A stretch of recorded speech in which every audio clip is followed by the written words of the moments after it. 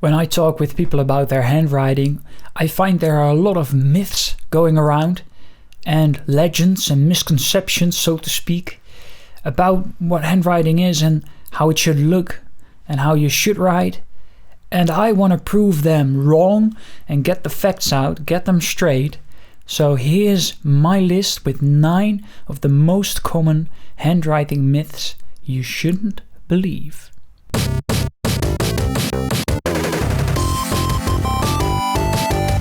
We're having some marketing issues. So the first misconception is that your handwriting should be legible. And I just plainly disagree. And I know that's a bit controversial maybe, but for who are you writing? I am exclusively writing to myself. And all right, if you're in college, I can accept the fact that your teacher will moan about your bad handwriting. But believe me, after college, nobody will care. You will need to be able to read it. No one else. I actually did a full rant on this topic because it's very important to me. It's up there. Go check it out. It will make you cringe a little. Number 2, your handwriting needs to be consistent. It really doesn't have to be. You can change your complete handwriting style mid-sentence and it's all right. It's your handwriting. You can do whatever the hell you want. Some people are upset about the fact they link letters sometimes and then they don't. But I do that all the time. I write cursive, but I don't. It's a bit of a hybrid, right? That's okay. So don't be bothered by lifting your pen and connecting letters and then not, or changing from cursive to print, or having different capital letters every time. It's all right. You can try and experiment as much as you like. Number 3, your handwriting needs to be clean. It helps with legibility, I admit, but it doesn't have to be clean.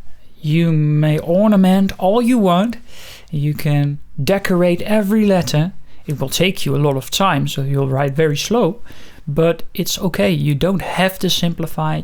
It doesn't have to be extremely well spaced out, all the letters. It can be a complete mess as long as you're happy with it. 4, if people can't read your handwriting, it's up to you to change it.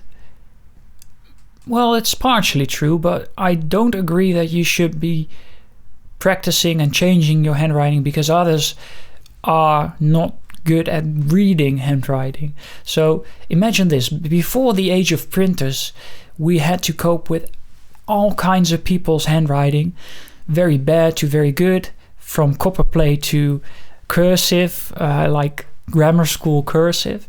And we were doing just fine. It takes a bit of effort to learn to read somebody's hand, but by just looking at it for 10 seconds and focusing on it, you will find you will decipher someone's handwriting really, really fast. So I think you should teach people to read your handwriting instead of adapting to their needs of easy, clean handwriting. So maybe send out letters more often. And in that way, help them to train their ability to read longhand. Number 5, and this is a fun one. You can only have one hand, and by hand I mean handwriting style. And that's just plain false. So there used to be a day, an age, where people had 2 separate handwriting styles, professional and personal.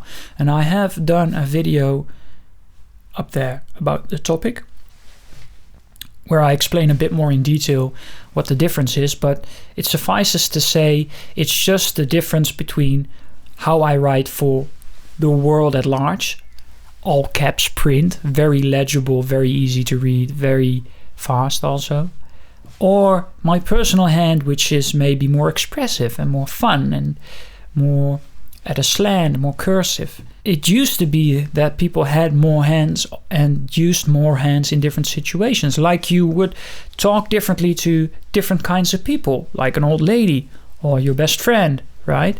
So in the same way, you can have all kinds of handwriting, so you can have as many as you like. So don't be upset if you don't write the same all the time. Number 6, your tools don't matter. Well, this is a lie, obviously. Of course your tools matter, right? If I write with if I have to write with this thing, my handwriting will look bad. But if I write with this fancy little pen, it will look good. So there's the evidence. There's no way around it.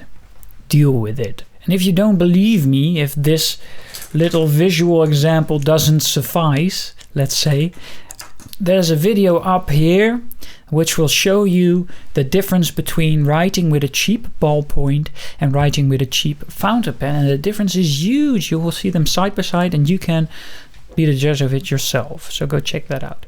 Number 7. You can design your handwriting.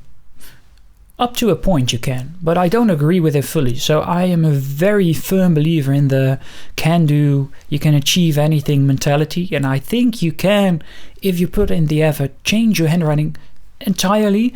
But you do have a natural tendency. So your hands and your fingers and your entire body likes certain motions and prefers them over others. And your handwriting will accommodate that natural tendency. And I found this in old graphologists' books, study books about the topic. This is why children in kindergarten, they learn to write. Everybody learns to write the same cursive, right? And within a year, it's completely authentic and different. And that's because we adapt to the motions we most enjoy doing. To find out your personal natural tendencies, your personal hand, so to speak, I've did a complete tutorial step by step where you can follow along, and it's up here, and I really recommend it. It's a cool video. Your handwriting doesn't matter anymore. I don't agree. So is handwriting on its way out? No. Because, well, we have digitization, right? Everything's digital now. And I won't bore you with all the cliche, oh, we got the internet, blah, blah, blah. No, the thing is, handwriting is an art form. It's a very expressive way, and it's still the most physical means of communication to the world. So if we ever find ourselves without electricity, all the digital data in the world is no longer accessible, no longer readable. So while books and texts and paper is not always the most practical thing, it's very reliable in a way. Although it's fragile, it's also, there's still paper from the library of, I don't know, I wanted to say Alexandria, but it burned down, so that's not true, I guess. It's something I really want to keep around, and if you do too, subscribe to the channel. Myth number 8. It's hard to improve your handwriting. Yeah, it takes practice, and it can be hard to practice and practice, right? But anyone can do it, so it's not difficult. You just have to keep at it.